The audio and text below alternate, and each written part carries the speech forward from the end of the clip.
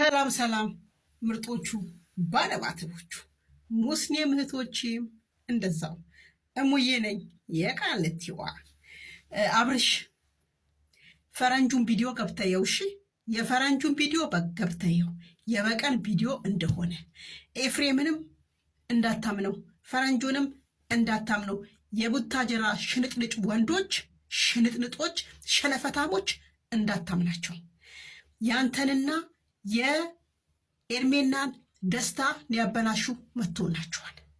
አብርሃም ጥንቃቄ አርግ፣ ኤርሜና ጥንቃቄ አርጊ። ሩታ መታረቅ ትፈልጋለች። ስለዚህ እጃችን እናስገባን። ሁላችንም ይቅርታ ብለነው አብርሽና ሩታን እናስማማንን እያሉ ነው። አብርሽ አንተ ከሩታ ጋር ከተስማማክ ድንኳን ጥለን ነው ወዮ ምን ነው ለምን ሞትህን ስለምታፋጥነው። ሰላም ሰላም ቤተሰብ እንዴት ናችሁ? ሁሉ ሰላም ሁሉ መልካም ባላችሁበት ሰላማችሁ ይብዛልኝ። እንግዲህ ትላንትና ኤፍሬምን አይታችሁታል። በጣም ብዙ ሰው ተጠንቀቅ አብርሽ ተጠንቀቅ፣ ለሌላ አላማ ነው እያሉ ነው። እንዲሁም ልጅቷ እርጉዝ ስለሆነች የተለያየ ነገር ሊሰጧት የተለያየ ነገር ሊያረጉባት ይችላል ሄርሜላ።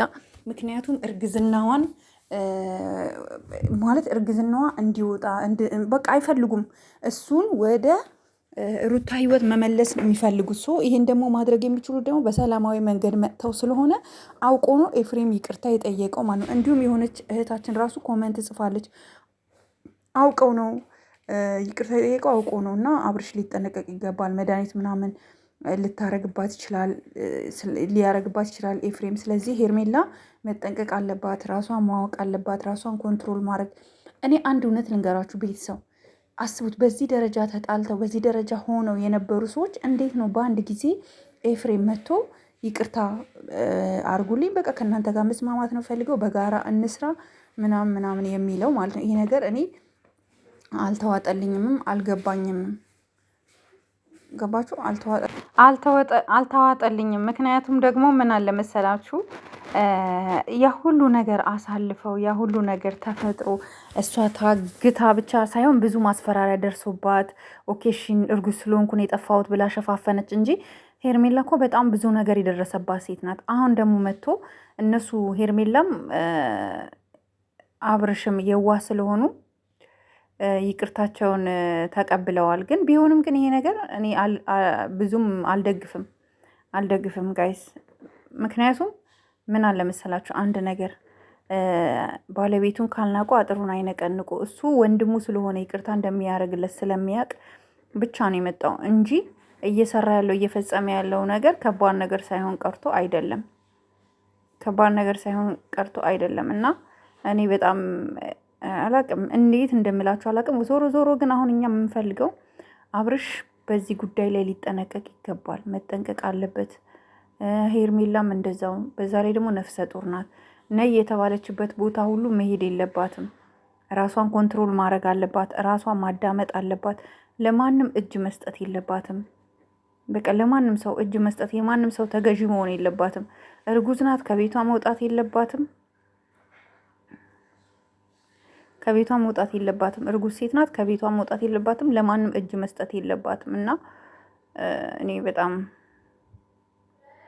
በጣም ነው ማት ነው እየተፈጠረ ባለው ነገር እየተደረገ ባለው ነገር። አብርሽ እስከ መቼ የዋህ እንደምትሆን አላውቅም። ሩታ ራሱ ለምንድን ነው ቡዜን ይቅርታ ልጠይቂያት የፈለግሽበት ምክንያት ምንድን ነው? ኢቭን ሩታን እነ ኤፍሬም እኮ በጣም አደገኛ ከመሆናቸው የተነሳ ማለት ነው ጋይስ፣ ሩታን ሁሉ እኮ ነው የሚጠቀሙባት። ሩታን ሳይቀር ይጠቀሙባታል። ሲፈልጉ ይቅርታ ያስጠይቋታል፣ ሲፈልጉ እንደፈለጉ ያዟታል። እና ይሄ ነው ያለው ነገር። እኔ ትንሽ መናገር ሳልናገር ምክንያቱም ብዙ ኮመንት ላይ መጠንቀቅ አለበት የሚል ስላየውኝ ነው እና ይሄን ሳላወራ አላልፍም ብዬ ነው። ለማንኛውም ተጠንቀቅ አብርሽ። ልጅቷ ነፍሰ ጡር ናት፣ ልትጠነቀቅላት ይገባል። ህይወት እኛ እንደምናስባት አይደለችም። በቃ ህይወት እኛ እንደምናስባት አይደለችም። ለሷ በጣም ልትጠነቀቅላት ይገባል። ወንድምክም ቢሆን እየሰራ እየፈጸመ ያለው ነገር ቀላል ነገር አይደለም። ስለዚህ እኔ እንጃ ምን እንደምል ሁሉ አላውቅም። ግራ ገባኝ እውነት። አንዴ ሰላም ይፈጥራል፣ አንዴ ሁካታ ይፈጥራል። ይሄ ኤፍሬም የሚባል ልጅ ዝም ብሎ ነገር ነው አቦ። ይሄ ትንሽ ሁኔታው በቃ አላማረኝም፣ ደስ አላለኝም። ይሄ ልጅ ከዚህ ልጅ መራቅ አለብክ። ሩታንም መጠቀሚያ ነው እያደረጋት ያለው። ስለዚህ ያለው እውነታ ይሄ ነው። ቤተሰብ ላይክ፣ ሼር፣ ሰብስክራይብ እንድታደርጉልኝ ይፈልጋለሁ። ወዳችኋለሁ፣ አከብራችኋለሁ። በሌላ ቪዲዮ እስከማገኛችሁ ሰላም ዋሉልኝ። ባይ ባይ።